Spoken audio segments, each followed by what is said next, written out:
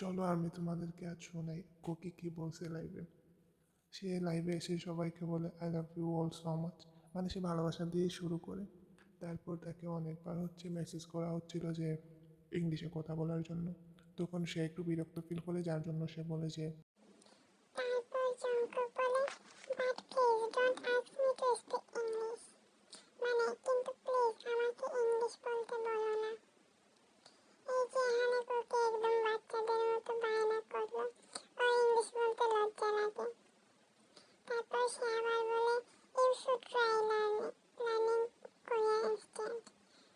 মানে তার চেয়ে বরং তোমরা কোরিয়ান শিখো।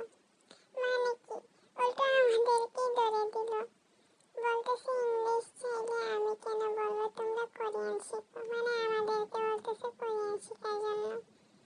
তারপর আবার সে বলে, I study English at my own pace too, ওকে।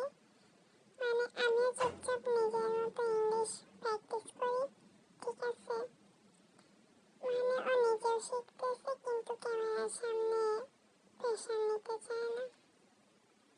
তারপর সে তার মনের কথা বলে কোরিয়ান ভাষায়,